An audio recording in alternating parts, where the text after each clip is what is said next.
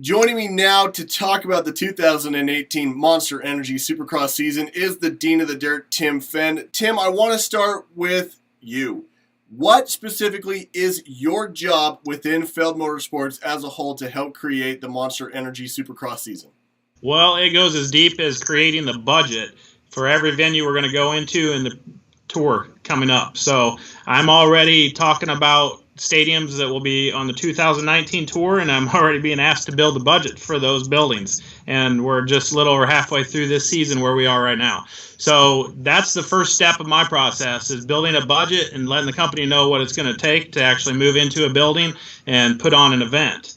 After that's done and said, I start organizing and setting up everything except for the dirt. The dirt is actually done through the dirt director. That we already own the dirt in every city across the United States and worldwide. So it's usually already sitting there stored locally, unless we go into a brand new market where we've never done an event. It's there and we own it as a company. So he lines up the dump trucks to move it in for me and the heavy equipment. I bring in an operational crew of 18 guys, and it takes 11 semi-trucks for everything you see out there on a Supercross floor each week, from foam to banners to structures, big truss structures that go over the finish line. One truck is all LED screens that you see out there. So I organize the contractors that are going to bring in the pyro, the LED company that's going to have the LED screens. I build the crew that's going to come in and do this week in, week out, and I set up the transportation for the crew to come from city to city. I'm also the main point of contact for all these venues.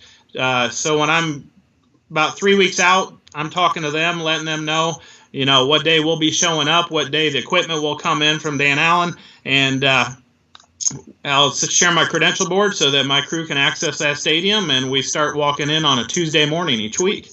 When we come in on Tuesdays, we dump out the 11 semi-trailers I was talking about. We start putting plastic over the seats that we call a seat hold. That's where we don't sell the seats because of the safety factor. We want to keep everybody a safe distance from the track. There's dirt out there, so dirt bikes tend to throw some dirt once in a while. And we start decorating with all of our sponsors that have paid to be on the tour and sponsor us out there. Once we get all that started on Tuesday, we start building structures on Wednesday. We usually bring in some stagehands to help with all the trussing. It's all a coordinated effort between the dirt crew that's building the track to the operational crew that's building it up and the LED company that's hanging screens on our structures before we're raising it up in the air. So we keep going through Wednesday, getting all those structures built. Thursday is a little bit of final structure placement. The start gate goes in, the start gate overhead on top of that. The final banners are going up, and we're done Thursday night before we leave. Everything is built, track is complete, and we're ready for the local media to come in on Fridays. So that's where we invite the local media to come in and bring in some riders so they can actually see what we're doing in the local area, and hopefully sell some more tickets. Let them, the little kids tell mom and dad, look what's happening down the street. You know what I mean?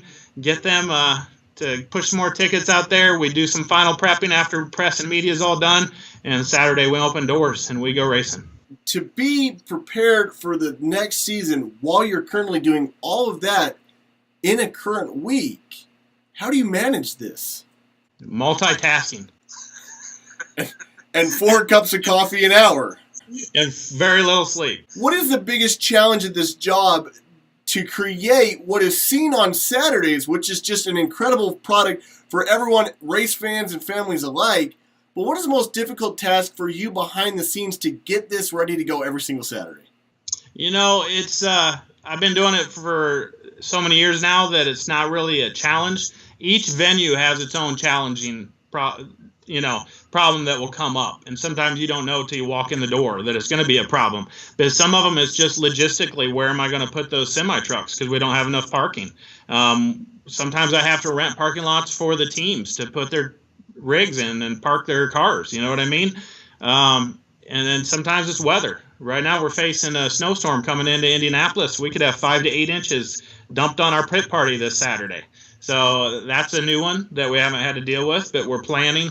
We've prepped. We've got salt trucks ready. We've got plows ready to clean it out. And if it comes, we're ready, So it just depends what is thrown my way each week. It's a new challenge every week, and it's what makes it exciting. It's Supercross. one of the fun nuggets that people don't know is that every single season, the dirt that is stored in Anaheim for Supercross and even Monster Jam is stored right there at the stadium underneath the parking lot. That throughout the entire baseball season for the Anaheim Angels, the people and patrons are parking right on the Supercross dirt. How did this even come to be, to develop that it's like, hey, let's put this under the parking lot every single year when we're done with it? Well, it'd be great if every stadium would give us a little piece of their property to do that. It would actually cut down on some trucking costs to rent dump trucks to bring it in down the city streets. Just over the years, relationships is what it all boils down to. Once you've been in a stadium long enough, they want to make it easier for us, and we're trying to find the most efficient way to get in and out and make their lives easier too. Because going into a brand new stadium like Mercedes-Benz Stadium, it's probably a little bit scarier for us to dump 500 loads of dirt right on top of their brand new turf. You know, they spent almost $2 billion on that building. And so until they build a relationship with us, they see how we can come in and protect their building and come out 2 days after the event and it's spotless. Then there's some relationships that build from that factor. You know, they have faith in us and they understand we know what we're doing. You know, this isn't something that's been just going on for a few years. We're 40 years plus into this, and each year you come up with some new ideas. Being a part of the Feld Motorsports family and everything that you do, what has been your favorite part of creating all these different events throughout the years?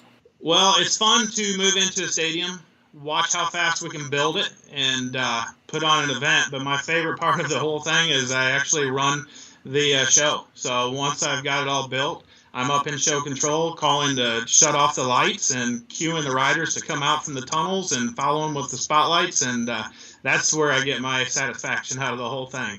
And always trying to create something new for the crowd.